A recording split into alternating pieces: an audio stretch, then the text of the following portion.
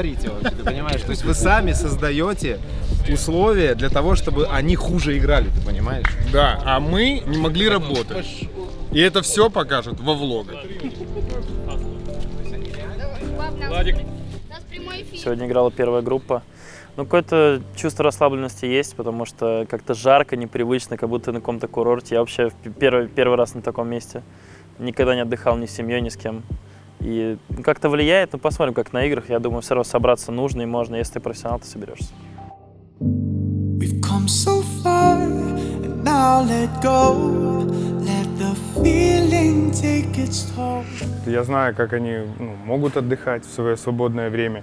Я вижу, как они относятся к турниру. Я бы не сказал, что они чилят, потому что даже сегодня Саша Симпл сказал, что ребят, вы хоть море видели?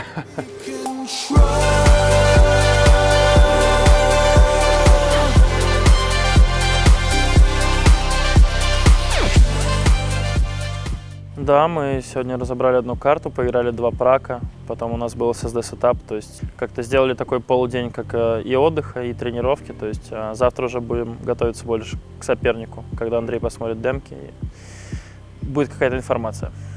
На данном этапе команде в первую очередь нужно быстро постараться интегрироваться в новую систему, в которой у нас превалирует командная игра. Вот это самое главное, потому что у нас очень сильные индивидуальные игроки, но часто в игре они пытаются играть от себя, очень много индивидуально. Они так делали и ранее, но, как показывает современный уровень Counter-Strike, это не всегда приводит к стабильности. То есть, если брать стабильный уровень игры, то нам нужно больше все-таки отрабатывать командную игру и взаимодействие игроков.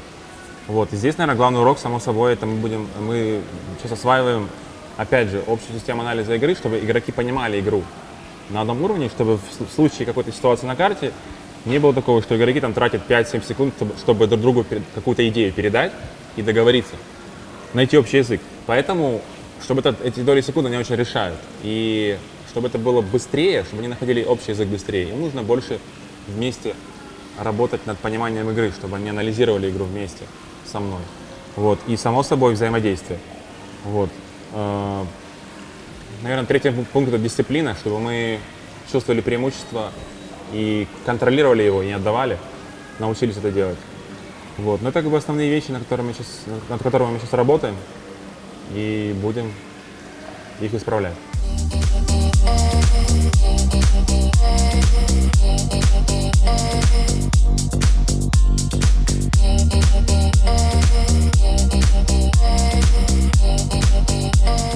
Кстати, ребят, научиться позировать перед камерой, перед каждым турниром медиа-день – это целая наука.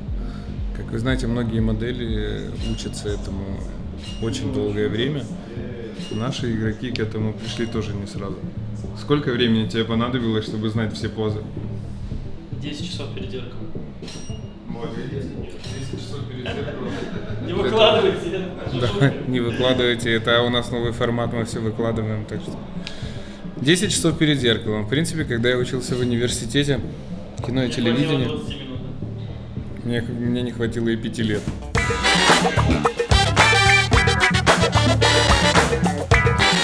Ребят, сейчас мы попробуем стать на место игроков и сделать несколько профессиональных фотографий для сайта. В этом наш поможет наш художник, который нам расскажет, какие позы нам надо использовать. Ну что, начнем? Давай, самая любимая поза всех киберспортсменов. Это руки, да? 2 руки, да. В идеале лучше снять часы, чтобы они не отвлекали внимание, но это уже... У нас нашему...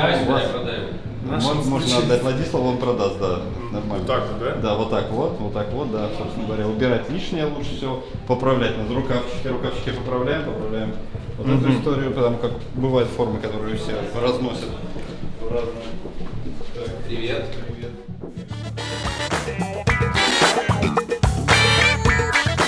Но этот турнир, у нас нет цели его выиграть.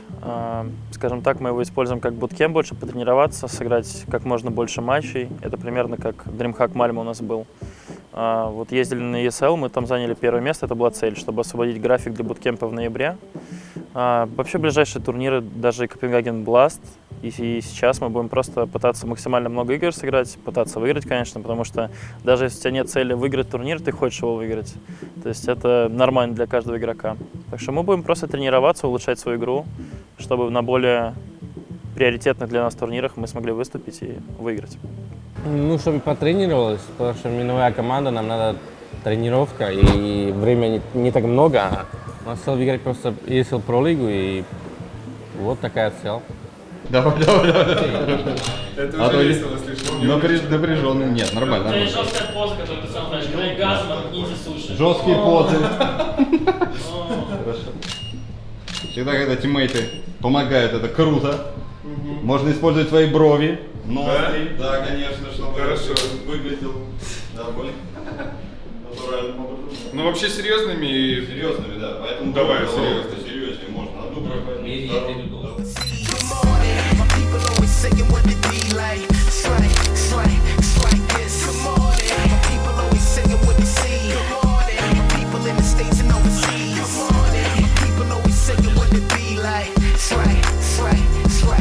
Новый состав.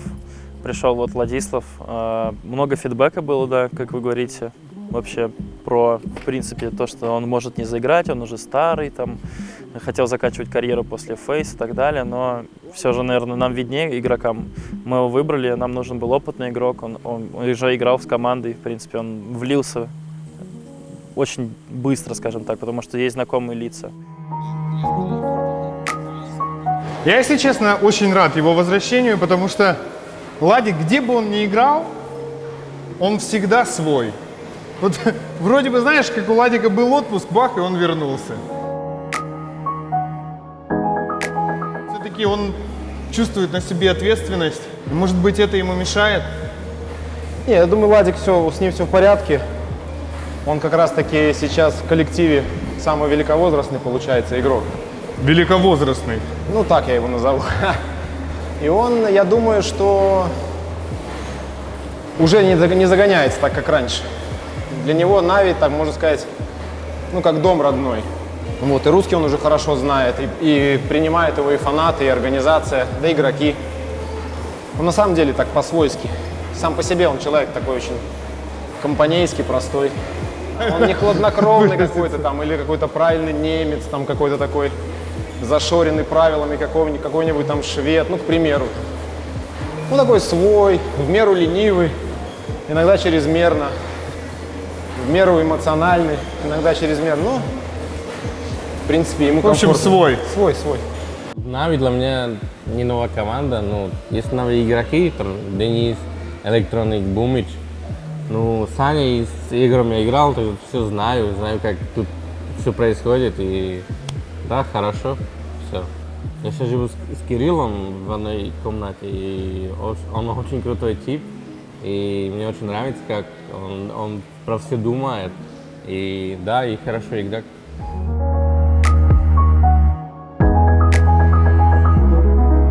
Я думаю, что это период ренессанс, возрождения, действительно, потому что Бумыч сказал, что это идеальный состав, по его мнению. Я наблюдаю за всеми играми в новом составе и могу сказать, что результаты, по моему субъективному мнению, очень даже неплохие. Да, я верю в этой команде, ну, да, я старый, мне 28, но я могу сказать, что там через пару турниров я буду жестко стараться. Ну, я сейчас тоже жестко стараюсь, но не получится. Я буду стараться, чтобы найти свою игру, и я уверен, что я могу играть, как и в Фейзах играл, например, там на мажоре в Бостоне или в Катовице. Я уверен, что у меня такая форма минимум может быть, и посмотрим. Я уверен.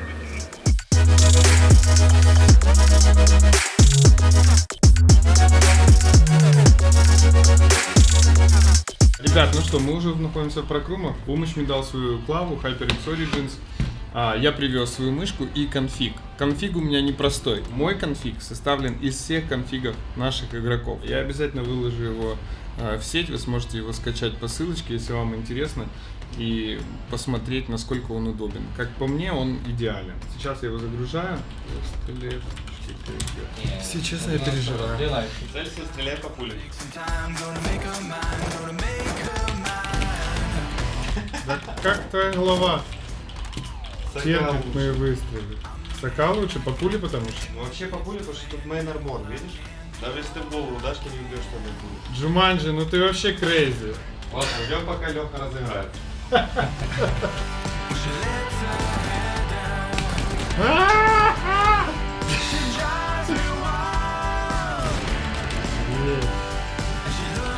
Ооо! Я иду к тебе сюда, вылазь. Ха-ха! Еле убежал. Иди просто на бест бомбу. Да у меня 2 патрона осталось. Посмотрите, он больной, бежит. Но мне надо поставить бомбу. 2 пули. С ножом. Что ты хочешь от меня?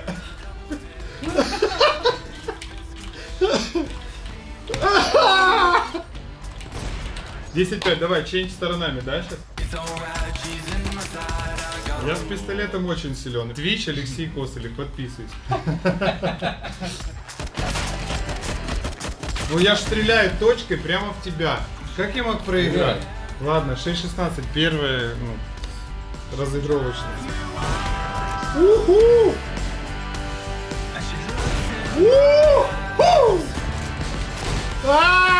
6-5, давай.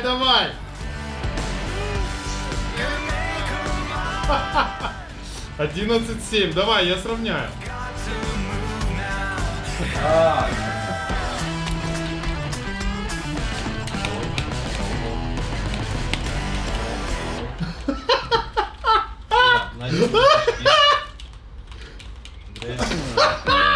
Жесть, вообще просто. Откуда ты здесь взялся? Так, 15-10, да? Ребят, ну что я хочу сказать, с Владиславом было очень-очень интересно играть, потому что... Да, ты понимаешь, спасибо. Я получил бурю эмоций, почувствовал, что такое проигрок, когда он опережение всегда тебя убивает. Ссылочку на конфиг мы с Костей прикрепили уже. Спасибо, что смотрели, мы погнали играть дальше.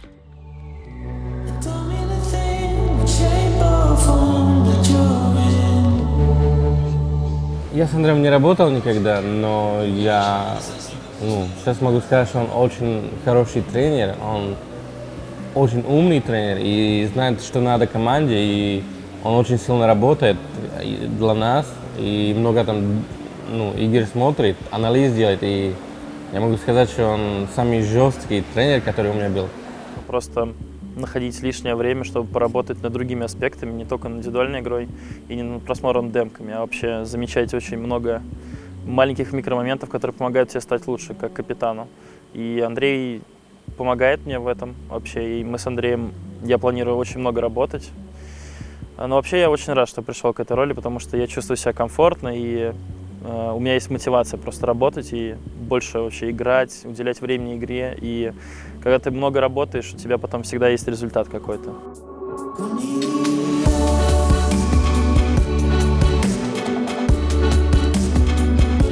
Нужно работать с Бумычем еще больше, потому что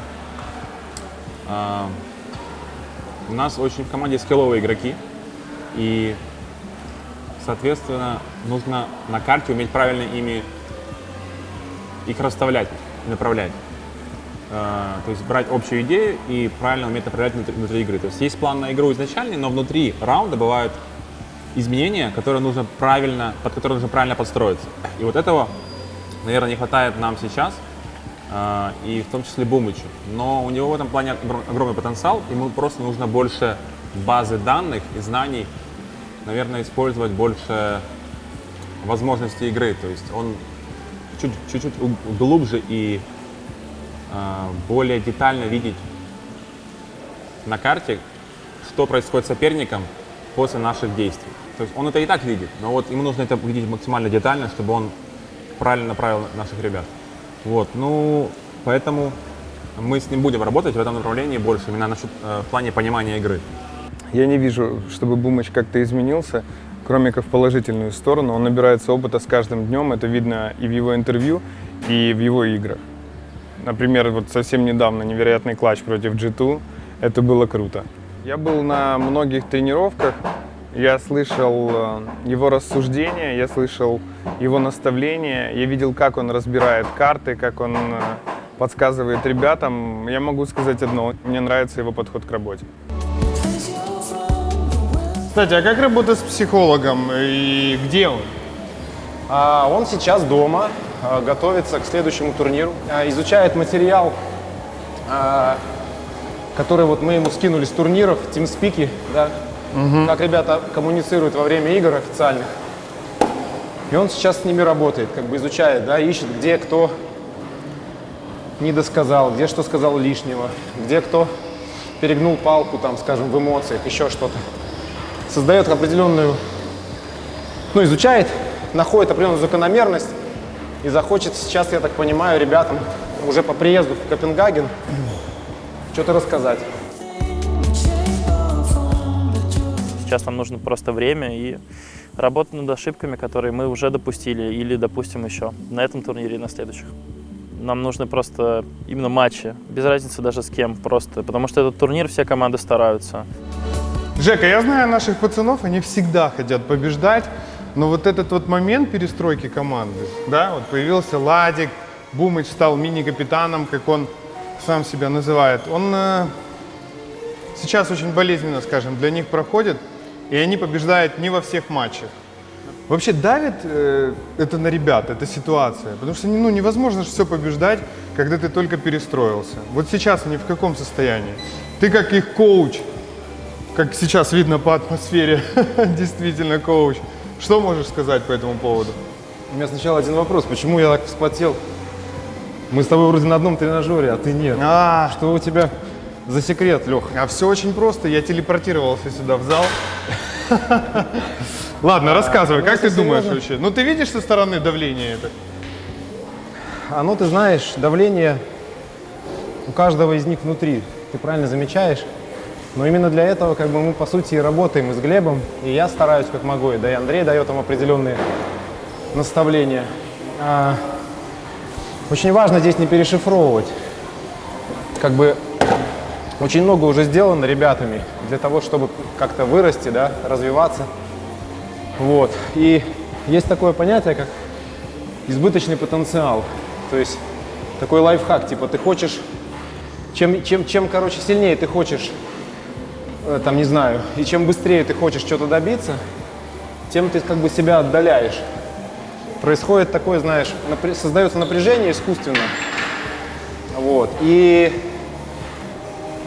появляются разные ситуации, как игровые, так и жизненные, да, где у ребят как бы начинается какой-то разлад.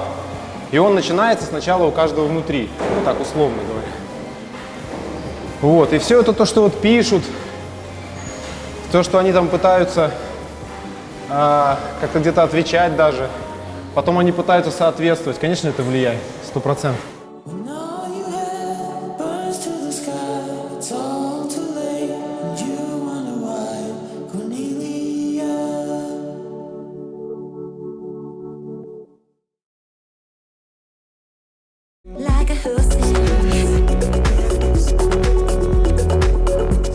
Так много времени. У нас было всего 6 онлайн-тренировок после Мальмо.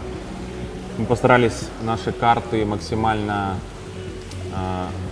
обсудить на начальном этапе, чтобы были какие-то базовые вещи, чтобы мы могли соревноваться с другими командами и в Best of 3.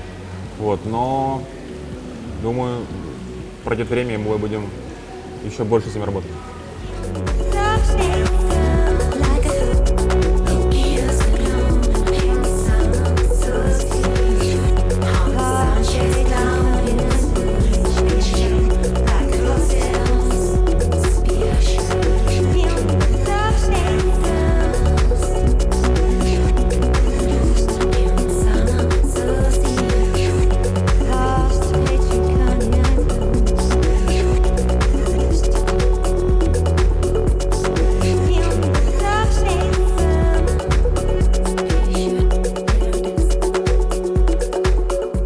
сейчас уже неизвестно, что будет. Могут быть другие баны, другие пики, но я думаю, что свою карту мы опять же заберем, а посмотрим, они могут воспользоваться нашей слабостью, пикнуть опять Мираж, но мы будем готовы к этому. Так что увидим совсем скоро, как все произойдет.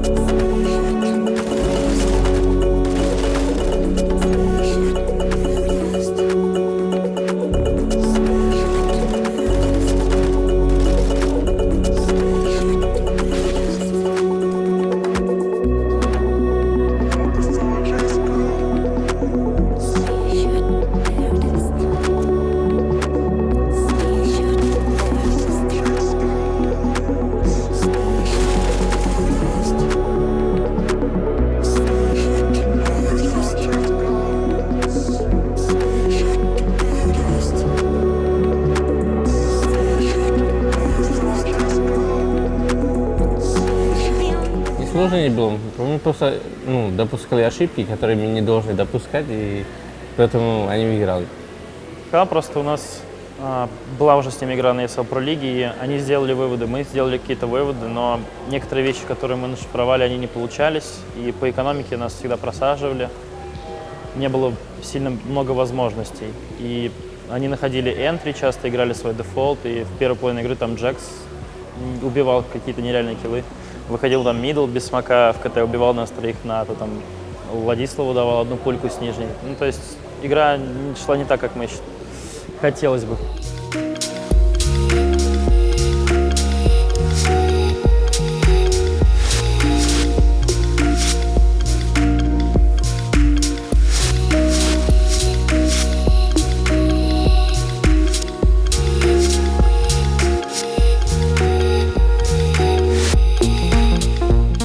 Команда Героик все было немного иначе, они чисто переиграли нас тактически. То есть я предполагал, что нюк мы можем отдать и выиграть овер. Вот, то есть план был выиграть трейн, нюк будем бороться, оверпас, скорее всего, выиграем. Вот, но в итоге они оказались сильнее. В нужный момент они сделали правильные решения в игре, те, к которым мы были не готовы.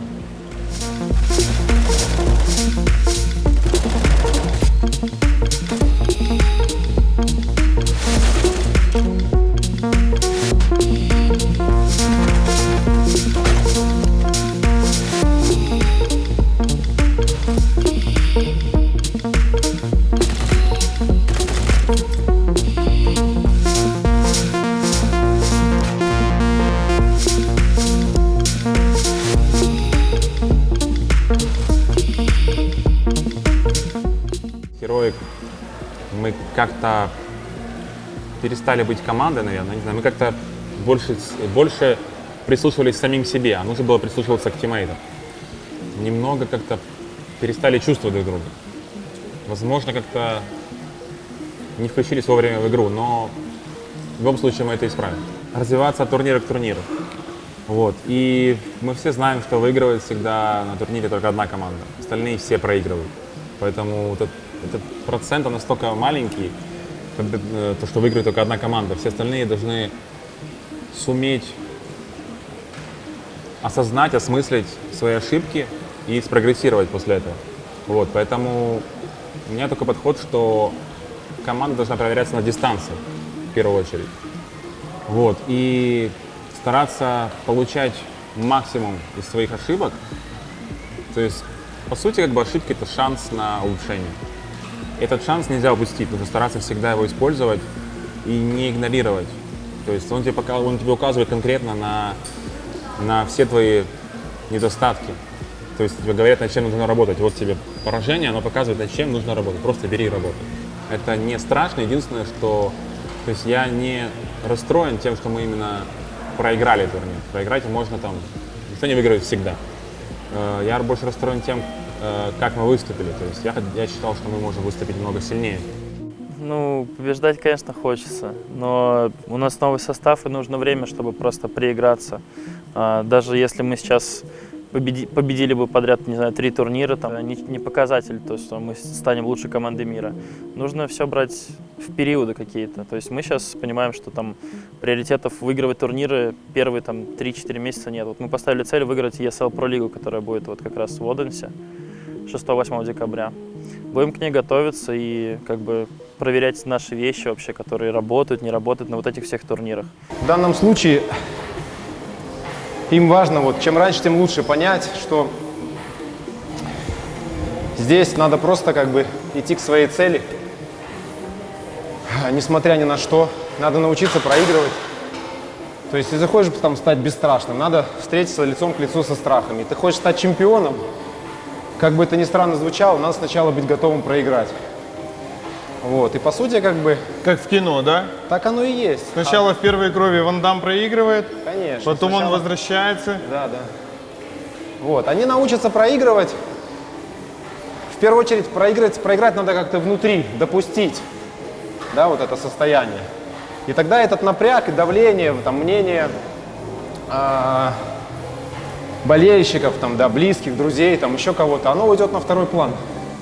Потому что, по сути, они боятся, чего они боятся? Они боятся, ну, не знаю, там, какое-то слово тут использовать, какого-то такого Непризнание, скажем так. непризнания, да, невзрачного какого-то такого, невзрачной карьеры какой-то своей, да. Боятся, что решения, которые они там принимают, могут как-то сказаться, да, на результате в будущем, и в итоге у них ничего не получится. Где-то глубоко у них такая штука сидит, я думаю. Да у каждого человека это сидит, каждый через это проходит. И тут важно как бы открыться, понимаешь?